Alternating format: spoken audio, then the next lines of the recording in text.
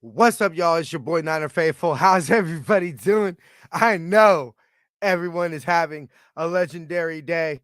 If I seem a little down, it's actually because we got some pretty sad news to share. When we go ahead and get through this little intro, but we're gonna go ahead and break down this Niner dub for y'all. Also, take a little look at see where we're at, pretty much midway through the season, and also Same old sorry ass man. So long. I'm sorry, I just had to play that. I'm gonna play that a lot during the show because I just downloaded it and everything. So, we got Jason waiting in the green room, but before we get started today, we of course got to remind everybody to listen to the end of the show to get a special coupon code to save on 10% off of your season 2 for the faithful by the faithful apparel. We got our CMC shirts available, so not all of them are ready yet, but we're gonna get started. But yeah, you can save 10%. So listen to the end of the show. Uh Save 10% by using our shop49ers.com affiliate link and help out Niner Faithful Radio. Link it is in the description of the podcast or video. Thanks, Bubby. I saw what you messaged. So use the link and save 10%. Go to SeatGiant.com. Use the promo code Niner Faithful Radio to save on all your theater, concert, and sporting event tickets, as well as help out the show. Follow us on social media. Jason does a bang-up job on Facebook, Instagram, and Tumblr at Niner Faithful Radio and Twitter at Niner Faithful R. To see everywhere you can subscribe to the show, go ahead and visit NinerFaithfulRadio.com/shop. And go ahead and tune in to Jamie and Jason this Friday at 7 p.m. here on the West Coast as they'll break down all the Niner news of the week. Ladies and gentlemen, faithful of all ages, let's get the show cracking.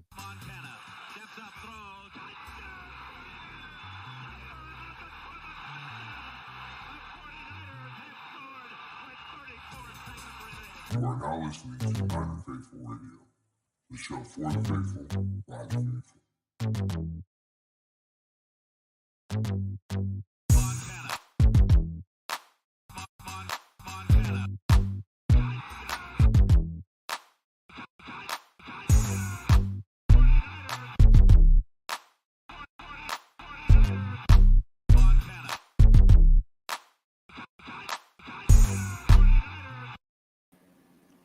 All right, what's cracking, Jason? How you doing, bro? Same old sorry ass Rams. You know what? I'm gonna play it again. Don't Just get me because. started, Same old man. Just sorry go. ass man. So long. Solo. I like the extended solo. Yeah, but I mean, it's just, I mean, really, it wouldn't be so long because let's be real, bro. So there were so many Niner fans in that stadium that I was actually able, like, on the live broadcast, to pick out people I know. Yeah. That's how many fucking Niner Have you fans seen the were in the picture stadium. going around where it says the little banner that's right below the balcony? It says the home of the Rams, and all you see is nothing It's but all red all over. I'm like, someone needs to like change it in there or something. Photoshop. Matt Mayoko had tweeted it out. I tweeted out that photo and I saw it and I was just like. So did you see the thing where I put up there where it's the Niners logo, but it says SoFi and the SF? We need a flag for that to carry into that stadium from now on. I'm telling you. Did you see a gang of people just running up in there with that flag? Wave that flag. It's man, I never really seen anything like it. It really is truly amazing. Like I've never seen anything like it. And so, okay, we'll go ahead and we have to, with deep sadness, say the former passing of former Niner general manager John McVay has passed away. The 49er family mourns the loss of former general manager John McVay, who passed away Monday at the age of 91.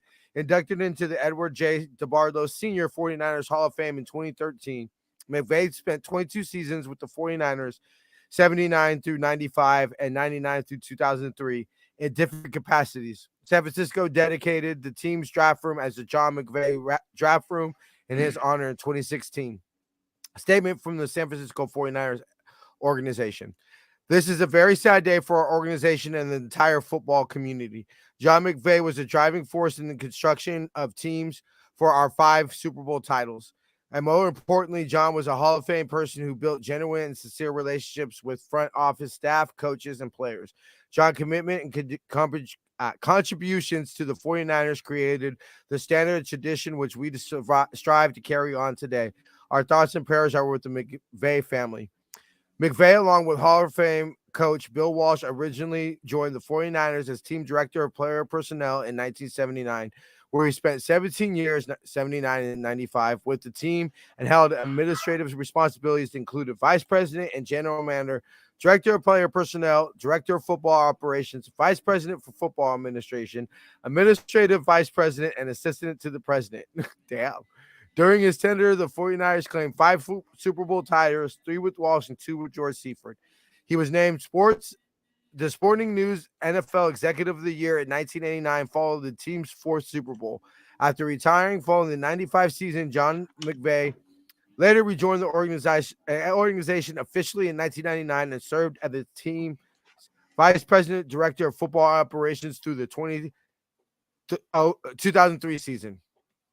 Born January 5th, 1931 in Bel Air, Ohio, McVay was a product of the famous high school football town Malleson, Ohio, where he was an All-Ohio center and was elected to the prestigious Millennium Hall of Famer in 1994. Let's go ahead and have a moment of silence for Mr. John McVay. Yeah, so that's very sad. So now it's and it just happened. Like I think a couple minutes before we actually went on the air is when it got released. And I know we just spent the first half or the first part of the show clowning on the Rams and everything like that. But condolences to Sean McVay. Obviously, people who don't know, that is his grandpa. He spent a ton of time of his life growing up in this organization, in and around it. So yeah, screw the Rams, but you know what? We're all good today, man. Thoughts to you and your family, Sean McVay. Obviously it goes way far beyond than just that. Yeah, I mean, man just lost his. And it's clear that his grandfather had a huge influence on him because he's a head coach of the NFL, like Super Bowl winning head coach. You know what I mean? Super Bowl winning head coach of the NFL. So yeah, obviously, very very sad news. Niners went ahead and released Akeem Spence and signed Willie Snead IV to the team's practice squad and released Malik Turner from the practice squad. And then obviously this breaking just today, the Niners went ahead and traded Jeff Wilson to Miami for Miami's 5th round pick. That's what I heard. That's what it is. It was the 5th. Yeah, okay. It was a 5th round pick. We don't have any more. Yeah, okay. That's the final. No, that's everything. Oh yeah. So getting off into the Jeff Wilson trade, I don't like it. Not for a 5th. Just because you're sitting there and you're obviously saying, okay, we got Christian McCaffrey who had 27 touches to throw. He had 27 touches, a little high. Now you would say obviously that number is going to come down a little bit once you get Debo back. But you're Elijah Mitchell, who hasn't been the Iron Man of the century, injury away from really needing Jeff Wilson Jr. Because then what are you relying on then? You're relying on Christian McCaffrey and what, Debo? And basically 2 rookies as your running backs. Okay.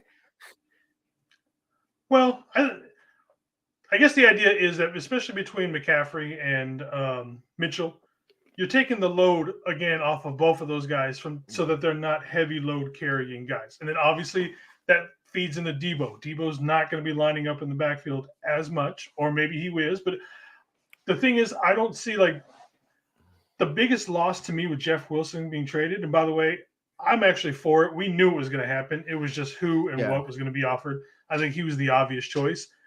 The part that bothers me the most about Jeff Wilson being gone, who's running up the middle now constantly? Those hard yards up the middle was where Jeff Wilson made his money from. McCaffrey can run up the middle, not great at it. Same thing with Mitchell, can. So does that mean we're going to be doing a lot more of what do you call it?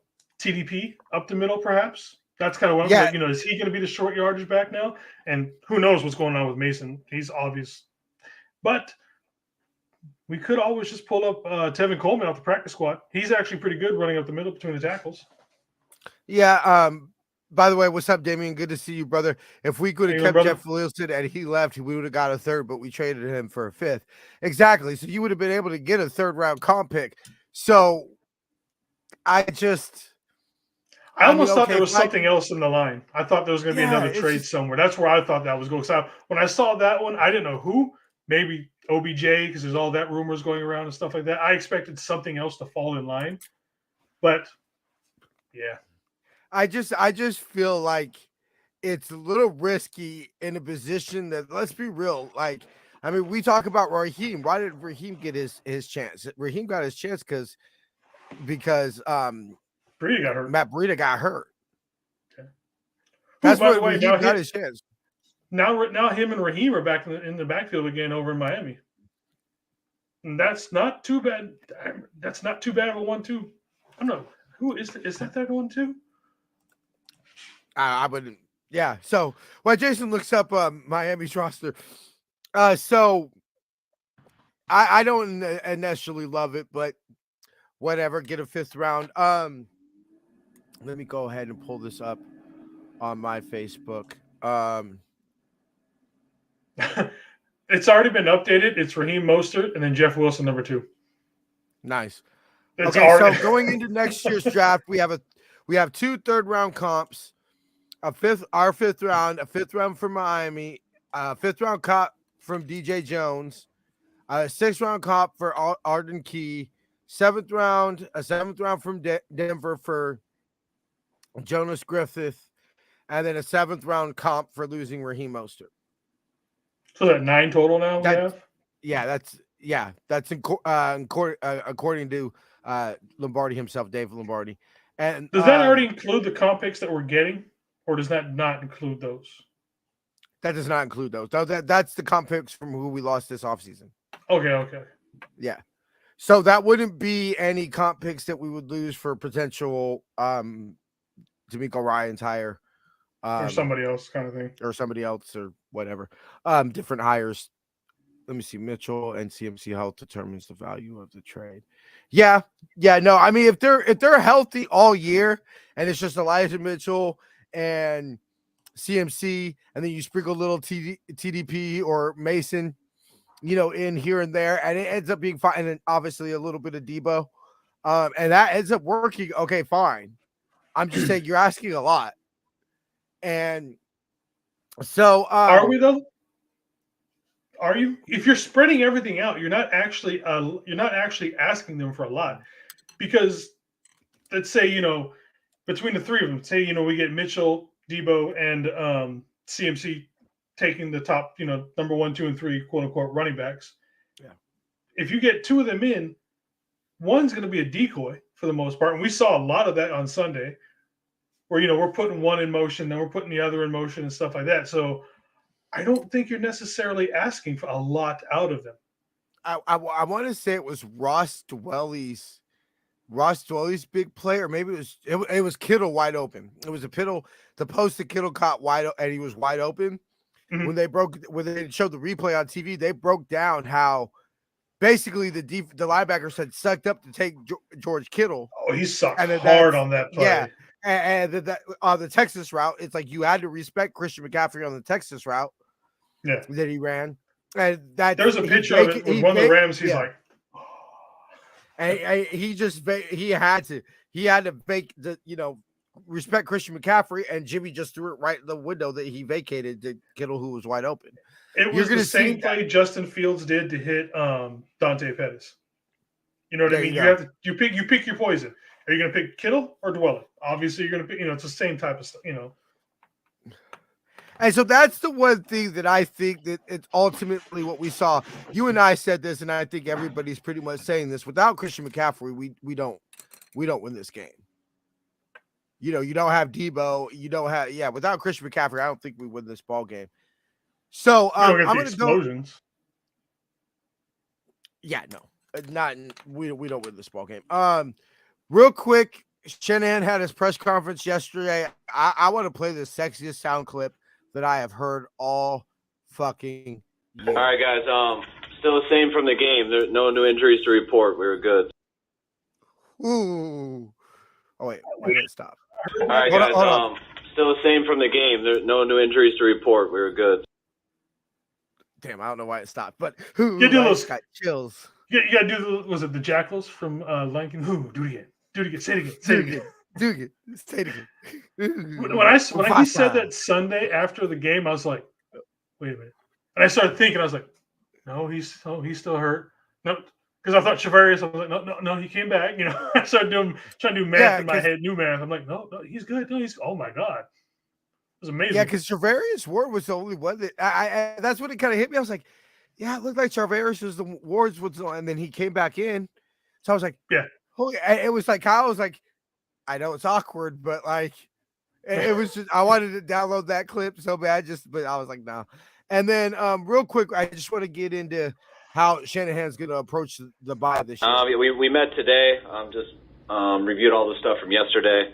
They're going to come in tomorrow. We're going to get a workout, have a quick meeting, and do a little bit of football stuff, nothing versus each other, just get them moving and stuff, and then we're going to let them go till Monday. So, damn, I didn't expect that to hit me that hard. So, I think that truly the bye week is coming at the perfect time. You and I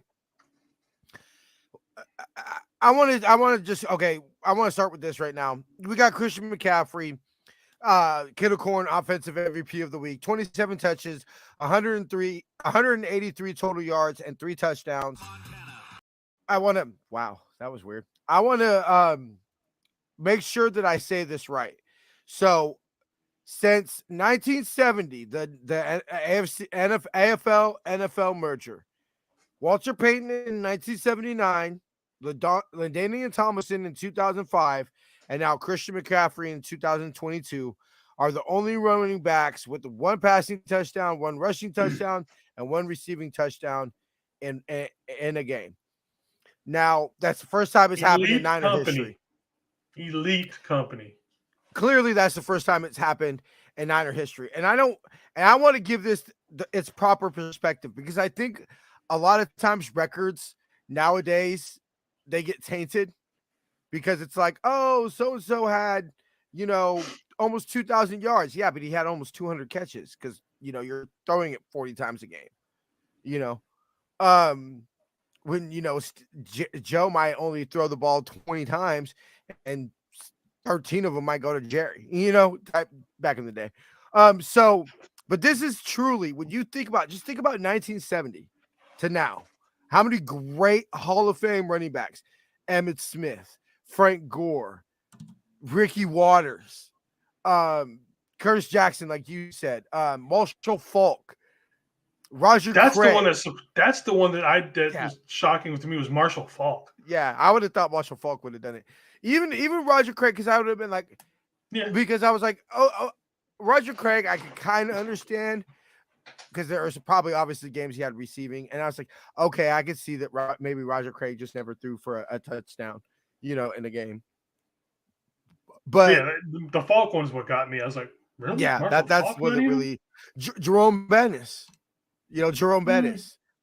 Yeah, but I'm just saying, I'm not just necessarily saying like just great running backs.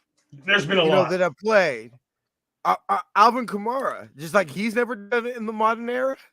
Yeah. Reggie Bush. Just anybody that you could think of that's insane. That's crazy. So obviously it's the first time. This is the 77th season of 49er football. And that's never happened. That's crazy. And you're talking about a team that's literally like always been offensive innovators. Like that's what we're known for. That blew my mind. Here, I'll put something on the screen real quick. Yeah, go ahead, throw it up. But Damon, he's asking about a dream about getting Taysom Hill, who is known for doing all those type of things constantly. He's never done it. And he's damn good at 3 positions that he plays when he plays basically tight end, running back, quarterback for the most part, and wide receiver. Mm-hmm. And so that's how impressive it is, because that's basically what Taysom Hill does in a game. He is there specifically on the Saints to do that. Well, Damon, as far as that, I don't like Taysom Hill. To be honest with you, I think he's it's too tricky. We have players who can do so.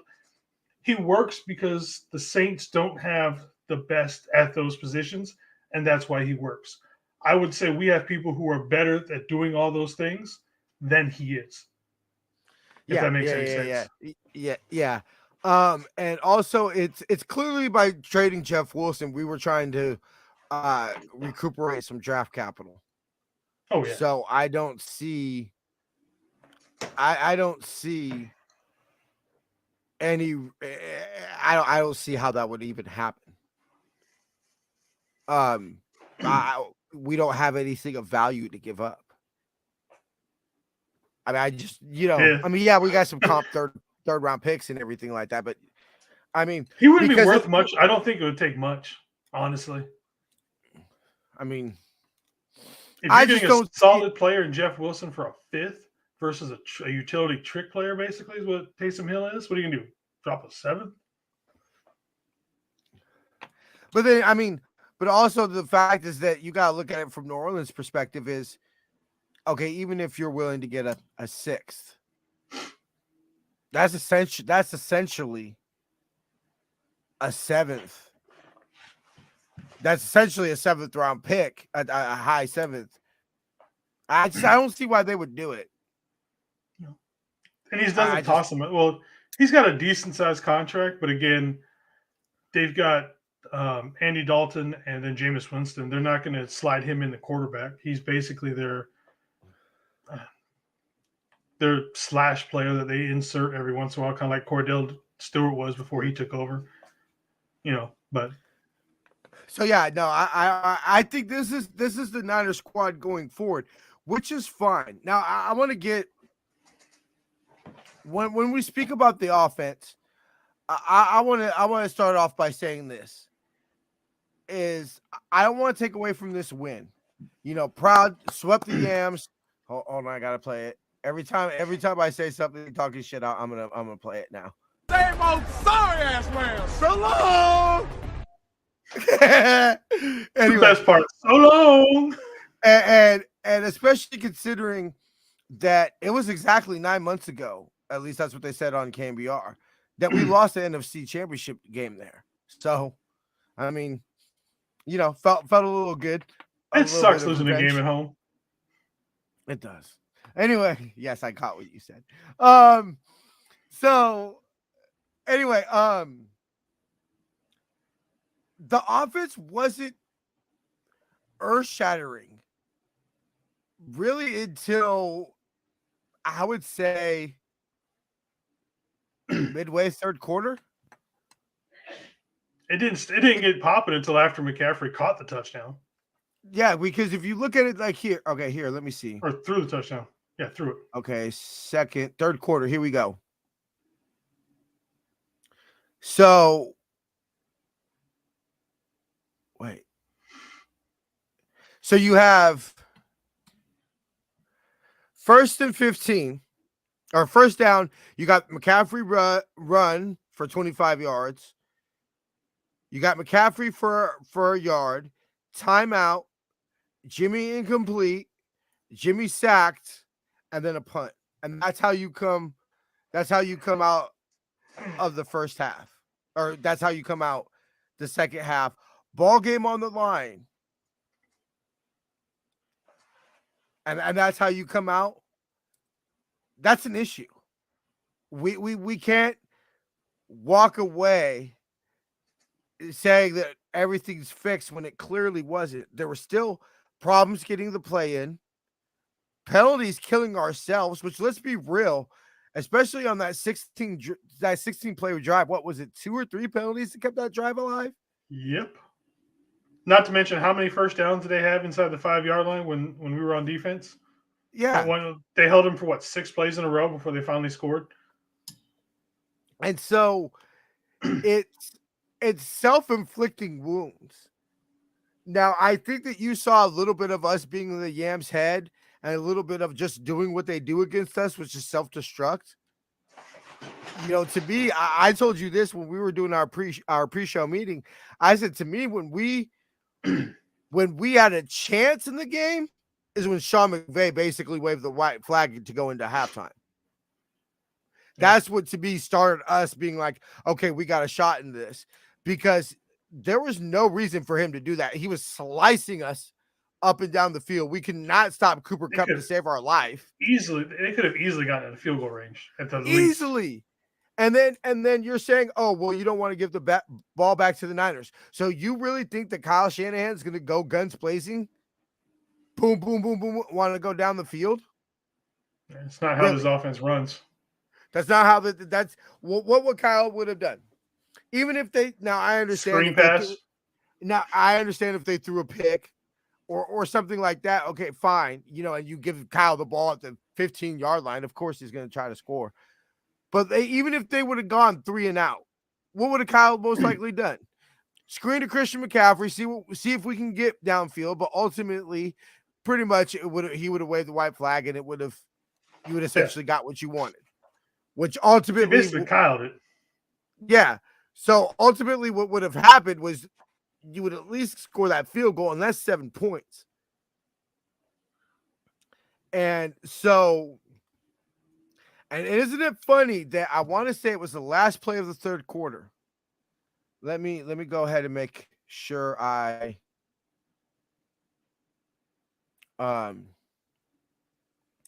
read this correct.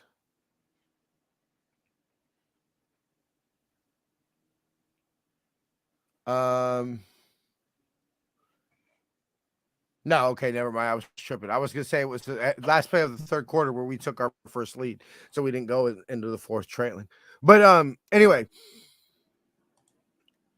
so it was really the Rams' inefficiency that allowed us to get back in this game, and then fine, Jimmy gets hot, Christian McCaffrey takes over the game. But that had a chance to be 21-10, 17-10 going into halftime. Oh, yeah. And then what does Kyle do? Kyle probably abandons the run, especially after we essentially go 4 and out. We essentially go 4 and out to start the first half. Kyle gets the ball back. It's whatever left in the third quarter. Kyle's not running the ball. He's not being patient. He's not allowing us to do what this football team does. Jimmy's probably throwing it 7-9 times in a row. And the game probably falls apart. And so to me, I don't want to take away from being 4-4, because how often did you and I, Jason, this offseason say that we could not recover from 3-5 like we did last year? So that literally said it more than happened. I did. Whoa. I think you were more confident, or you were more adamant about us not being able to come back from like that again. That's just, it's just, you're asking too much. But I mean, it's a lot. It would be possible, and I think you can make an argument like, hey, you got more home games, you played better on home than the road. You can make some arguments, but just the eye test tells you. You know what I'm saying? Like the eye test would be like, yeah, but it doesn't look right. But anyway, so I'm really focused on the Charger game, because to me, this is I want to go to Kyle, and I want to say, okay, Kyle, are you a great offensive coordinator, or are you a great head coach? Because I feel that a great head coach, the Niners would come out on Sunday Night Football at home where the teams played well and click. And I'm not talking about like score 50 points. I'm just talking about no false starts. I'm just talking about not breaking the huddle with 8 seconds left on the clock.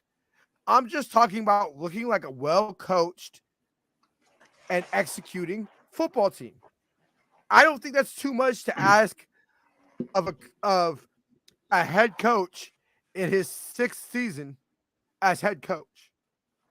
And not only that, but how many years has Jimmy been the quarterback here, and we still are breaking the huddle with, like you said, between 5 to 8 seconds left. Wasn't it the second play to start the second half when we had to call timeout already? I was like, are you Third. fucking third? Okay. Either way, are you fucking kidding me? Like, why does that if it takes Kyle, if the play calls are that long where he's taking a minute and a half or whatever it is to talk, you need to cut down your vocabulary or something. Or I want to know where's it is Kyle waiting too long and he's overthinking it? Is Jimmy not giving it off to everybody else? Do people not understand what the play? Because you can't say, "Oh, it's just because McCaffrey's new and they got to explain it to him a little bit." No, that Because this excuse has been doesn't a work. problem all season. Exactly, it's been a problem for years. It goes into It's how a many hard times we problem talked since about Harbaugh. Kyle. Yeah, Let's be real. But- Let's go back to Harbaugh.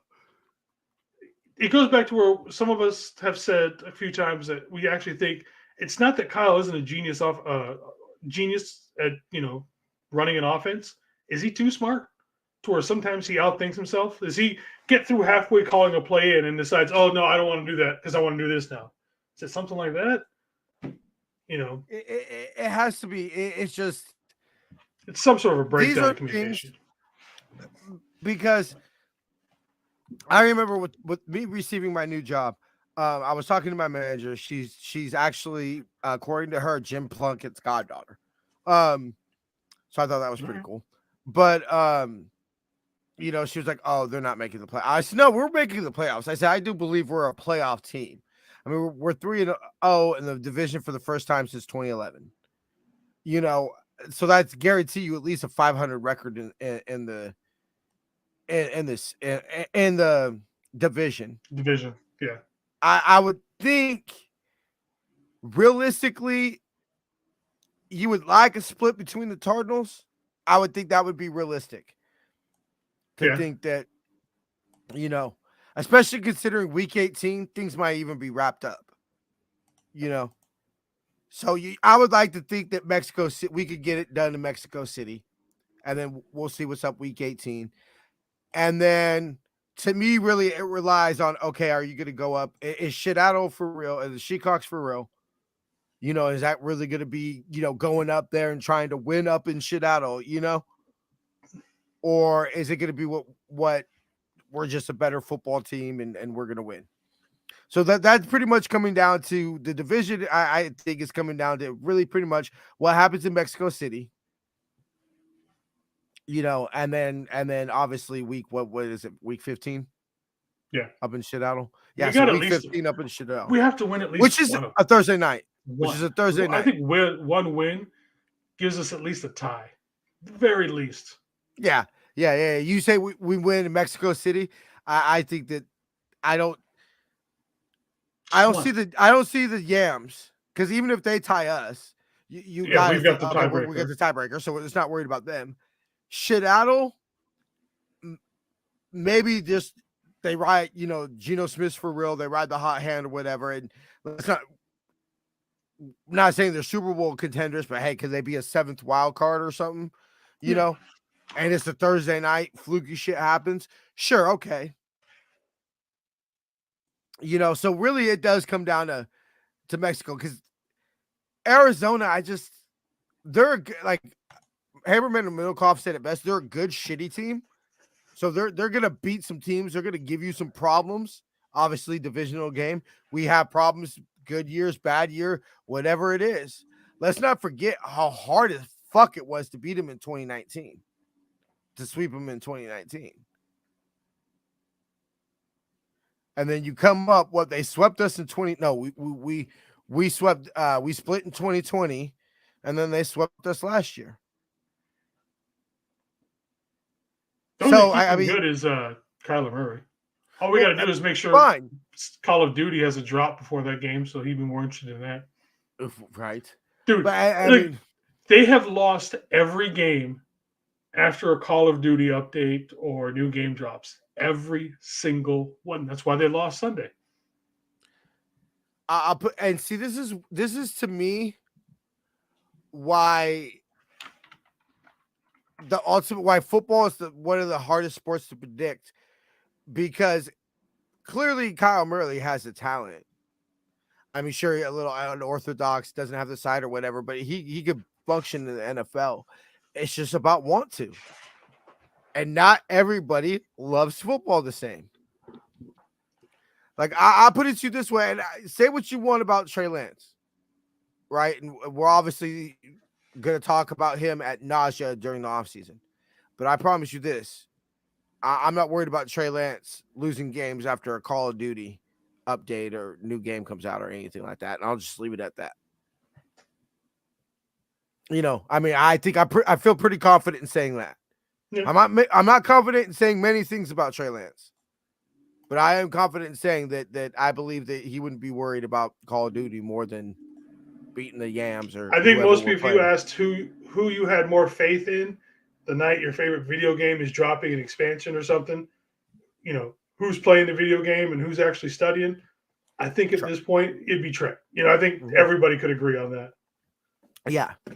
So, and generally in life, if you work hard at something, you don't get worse at it. You only get better. Just saying, that's generally how things work in life. So, I really think it's going to come down to air. So that's what I'm looking at. Looking ahead a little bit into the bye week, and then we'll get into defensively, because I think there were a little bit of issues defensively, and I think that there were some cracks in the foundation, and maybe they're starting to show a little bit. But that's what I'm focused on, is because I'm looking and saying, okay, well, I want a well-executed football team. Because to me, it's not about making the playoffs. I'm judging this team on, are you a championship caliber team, or are you going to flame out in the wild card? Or, maybe win the wild card weekend and lose in the divisional. What are you? Are you a championship contender, or are you just a playoff team? Which almost half the teams in the league are playoff teams, literally. Let's be real. No. Huh? I think we're still in right now. Yeah. No, we're still in. But so I don't, because if we played the Bills, let's say we played the Bills yesterday and wasn't the Yams, that game could have easily gotten away from us. Oh yeah. The way we were playing. And transitioning to the defense, I think it's clear. Now, I think that's health, practicing. And I think as we get healthier and practice more, rest up and things like that, we'll get better. But it's clear we can't expect the team to only give up 11.5 points, a game for the whole entire season. I think it's, I don't want to say anomaly because it happened. We saw it. They did look that damn good. But I think it's clear that that's not going to be a week after week performance. And so if you have our offense who literally can't execute a snap the right way, and you're going up against the offense that can score 30, 35 points a game, 20, even 25, shit. That's going to be a little bit of an issue coming forward. Defense played well enough in the second half, held Cooper Kupp to only one catch. But let me ask you this, Jason. Do you believe it was the Niners shutting down the Yams, or more of the failure of Sean McVay and Matthew Stafford, etc., yesterday during the second half defensively? So was it more on us, or the fact that they just couldn't execute? Yeah, they just couldn't execute. Got in their own way. Drop balls. Tyler Higbee wide open, drops a fucking ball that might have been sick. He easily could have walked in. Maybe a little bit of both, and I'm not trying to not pick it, because yes, what's up, Beto? We did. What up, Beto? We did make stops, but we weren't getting all the pressure, especially the first three quarters, sack, 2.5.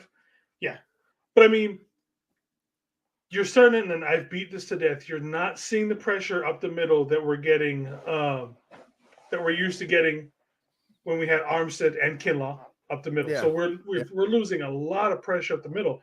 But at the same time, and I know you've heard me say this over and over. What happens when you go at Jalen Ramsey? it's 50-50. Either you win or either he wins because he is a top 5 cornerback in the league. But and especially with the Niners receivers, and hell, obviously our kicker, Robbie Gould, if you get up into Ramsey's face, he will back down very quickly. And when he backs down, you can do this almost every game that we've played in. He will go to the sideline and just start blowing up on people, and that defense falls apart completely. So it's a little bit of both. Yes, they didn't execute great, and we were holding them, but it seems like you crack Ramsey, and then that whole team just starts crumbling because for some reason, I don't know if he's like our kind of Fred Warner, where he's the heartbeat of the team, he keeps it going, kind of a thing, or Kittle or whoever. But when he cracks, that team, both offense and defense, just starts falling apart. It's just I think it's got to be getting in their heads. Yeah, it's a mental thing like at this point. It has to be. It has to, because it's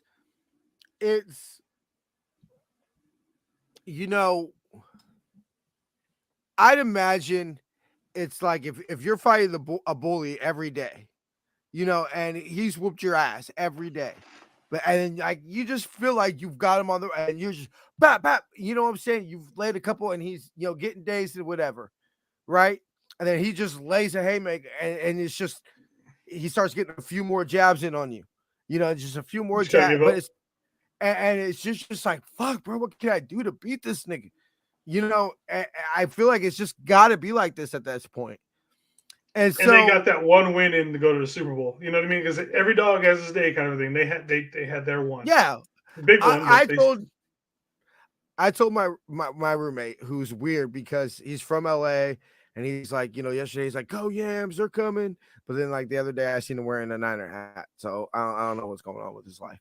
But it's like I told him before the NFC Championship game. I said, "Look, bro," I said, "of course I have confidence in my team, blah blah blah blah blah blah blah blah blah." But I said, there's only so many times you could beat a professional team in a row. Yeah. Right. There just is. And I said, and I think it was the statistics. I remember I saw the stat when the Giants and Cry Girls had played in the playoffs one time. And one of the teams had beat them and swept them that year. And it was like only one out of every like 20 times it happens, or something. Does a team actually end up being a team 3 times in a year, or some like crazy stat like that? Yeah, it's a really high number. But what also did I say after after I got on here, after the NFC Championship came on air, what did I say? I said, I did not see anything, some secret formula that made me think, oh my God, the Yams have figured it out. No. You just break down to what happened in that fourth quarter, because everything else was essentially going the way of how we beat them. Yeah, you can that was copy and paste how that game was played and how it was, we just it just happened to be that their one lucky game was the NFC Championship game. But if you put money on it, I would take that over and over again, that we'd win that game over and over. I mean, I wouldn't say your life savings, but are you putting down Niners? Yeah, Kyle Beto said it best. Kyle owns Sean McVay. He does. Now, I will say this: Niners we play them again in the playoffs. I won't even say NFC Championship game. We just play them in the playoffs, right? You got $200 extra on your paycheck. You're putting it on the Niners, right? I am. Well, yeah, just history alone, you're going to do that.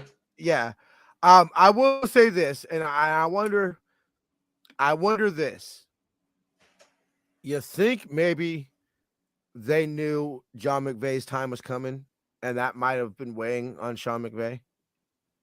I have no idea as far as what I haven't seen how he passed. Yeah. Or anything, so I don't know if there was, he had a long battle with cancer or anything like that, or for his son. So I'm not going to speak on something like that because, like, I'm just.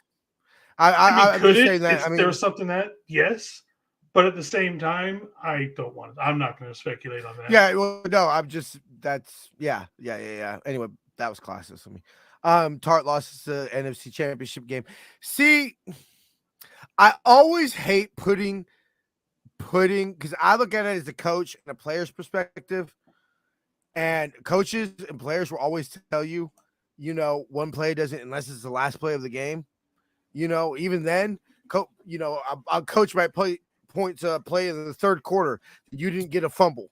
It's like if you pick that fumble up, we kick a field goal and we're up by 7. And coaches will do shit like that. So, but yeah, I would like to say that I will say this, Beto, and in a way agree with you. Jaquaski Tart picks that ball off, we win. I will say that. I won't say that cost us the game. But I will say that if Jaquaski Tart dropped the game, he had the game in his hands. He catches that, we win, and we're going to the Super Bowl. And now, whether we would have beat the Bengals or not, I would like to say I have faith in everything and, 2-0 in the Super Bowl. But, that would have been a different story. But, yeah, I do believe Jaquaski Tart catches that ball and it picks us off. How much fluke shit had to happen in that game? Couple calls, which somebody tell me this. I want somebody, Jason, whether you've noticed it or something like that, somebody in the comments. Is it just me or do the Yams get away with a shitload of delay of game penalties? There was a couple where I was like, "Are you gonna throw a flag on them?" Because I know, and it was easily there was a couple we were close for us. Yeah, no. There was one. I will admit there was one I caught on us, but it seems to be at least like a beat. You know what I'm saying? Where it's like 1-0, 1-0, snap. Where it's like, all right, bro, like, throw the flag. So I just noticed that. So little things like that. You could point to holding calls and Nick Bosa. And so, and I think what frustrates them the most is they were clearly trying to out physical us yesterday. The cheap hits, I don't understand. There was one hit on Christian McCaffrey. I don't know how the hell it wasn't a hit out of bounds. No, I remember they called one on him. They did call that one. No, they did call one, but there was one on Chris, or maybe it was Kittle. It was somebody it was out of bounds, and I don't know how the count. One sack against Jimmy where they face masked him. Oh yeah, they practically had his helmet to the side for the most part. Was it Donald? I think. Yeah. And then there was a holding where a dude was basically had a rear naked choke on Bosa, but that's normal. But that's normal. That's getting Bosing. That's Bosing. So it's fluke things like that. So I think that's also what frustrated, because they were clearly trying to out physical us. Because how do we beat them? We bully them. We run the ball down their throat. That's how we beat them. It was clear that's how we were going to beat them yesterday. So they were clearly trying to out physical us, and it wasn't working. And I think that's what pissed them off. That's when they started saying, well, what the fuck do we have to do? I think that's just them in general, not necessarily being out physical, but just that we're their Achilles heel. We're that mountain that you just can't get over all the time. And hey, you know what? I look Sean McVay in the face, and I bet you he would say, look, I'll take losing to Kyle every time in the regular season, or for a Super Bowl. Yeah. Just to say, hey, the one time we literally faced off in the biggest game that it's possible for us to face off. There's no bigger game that the Niners and Yams can face off again, unless the Yams or us go to the AFC. Oh, yeah. Which won't happen. Take it. So, yeah, I would definitely take it. Your brother, anybody. Jim Harbaugh could beat John Harbaugh every day at everything. Checkers, whatever it is. Yeah, pick your poison. John won't give a fuck. He'll just, just like kind of be like, oh, congratulations, Jim. I don't know what you're talking about there, buddy. Yeah, congratulations. You know what I'm saying? Yeah. Like, that's the fuck I would do. You've got the hotter wife. You make more money, bigger. I don't care. I'm not going to give a damn. No, just your kids are smarter. Yeah, whatever. Pick it. I don't care. Yeah, just whatever. I mean, it pisses me off that's. Yeah, but that's how it would be with your family, though. You know what I mean? I've never gone so harder for a little brother in my life. because yeah, of course. And it's I was so mad because I'm a big brother. I don't have older siblings. I'm the oldest. So I naturally understand the mentality of, look, I ain't losing to my fucking little brother. Like, that's just not happening. I'm not losing to my little brother in anything. So I understand it, like, completely, the mentality, the psychoness that he had to be at practice that week. Just like, you don't understand. I'm not losing to my little brother. Yeah. And so I was never rooting so hard for a little brother in my life, and I probably never will again. But anyway, we're gonna go ahead and wrap it up because your boy's gotta go to Walmart to go get me some work clothes for tomorrow. But Jason, final thoughts? It was a good game overall. Definitely some deficiencies. I know a lot of people are. I don't want to say that Jimmy played bad because obviously he did it. He had a damn No. good efficiency. But what I will say is that this is the Jimmy that we've wanted, and this is where his potential is. And this is where it's like we know he can play like this. The problem starts becoming his consistency and obviously the injuries, but we haven't had too much of an issue with that for the most part. But this is the Jimmy that if Jimmy just does this all the time, we're fine. Yeah. So, and like I said, I think it was a good game overall, and I think we're only going to get better. We've got how many people coming back after the bye? That's going to be a key factor. Pretty much everybody, but I would say Kinlaw. Maybe I'm expecting Vernette to be back, but I don't expect Kinlaw to be back. No. But we're getting what, 7 starters back, roughly? Yeah, I mean, Juice is coming back. Our offense is going to be intact. Most of our defense will be intact. Yeah. We'll say this about Jim. I will say this: 2 things about Jimmy: highest Niner completion percentage since Steve in '97. Yep. So big props. Number 2, if I told you that Jimmy halfway through so let's say halfway through the season, right? Jimmy's on pace for 22 touchdowns and 8 picks. I would damn sure take that from Jimmy Garoppolo. Yeah. Do you want more? Yes. But would I take that?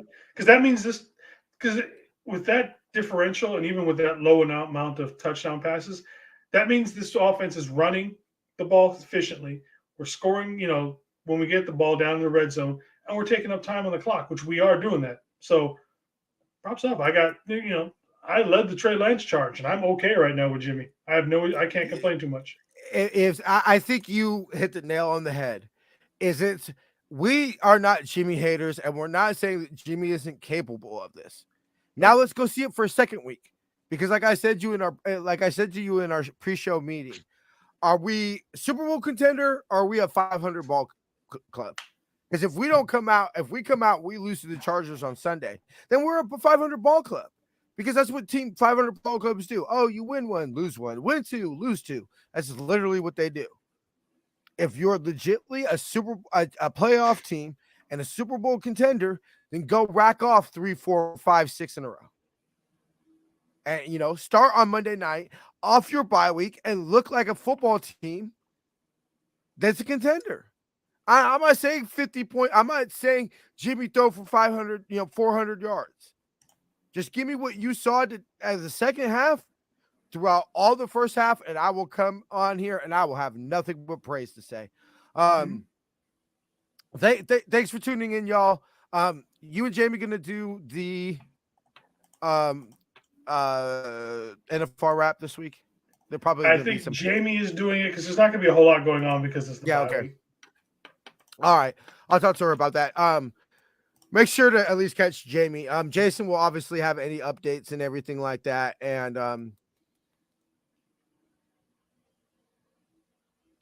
if there's something breaking, make some audio some audio for you as far as the Jeff Wilson trade. But all right, y'all, we shall see y'all next week. All right, bro. We'll see you next week. Later. All right, y'all. Thank y'all for tuning in. As promised, this week's special code for 10% off of For the Faithful, by the Faithful Season 2 apparel is Run CMC. Code expires next Tuesday. at midnight.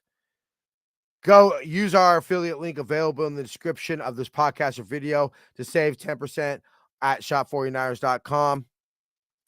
Go to seatgiant.com. Use the promo code Niner Faithful Radio to save on all your theater, concert, sporting event tickets. Follow us on social media on Facebook, Instagram, and Tumblr at Niner Faithful Radio and on Twitter at Niner Faithful R. To see everywhere you can subscribe to the show, go to NinerFaithfulRadio.com/subscribe. I shall see y'all next week. Till then, faith, love, and happiness. Go Niners.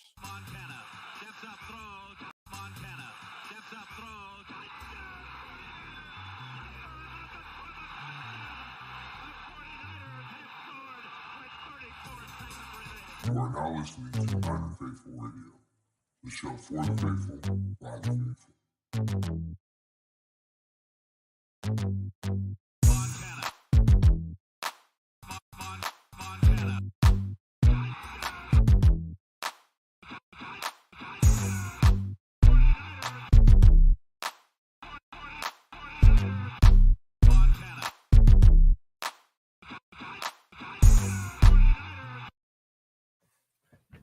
See ya.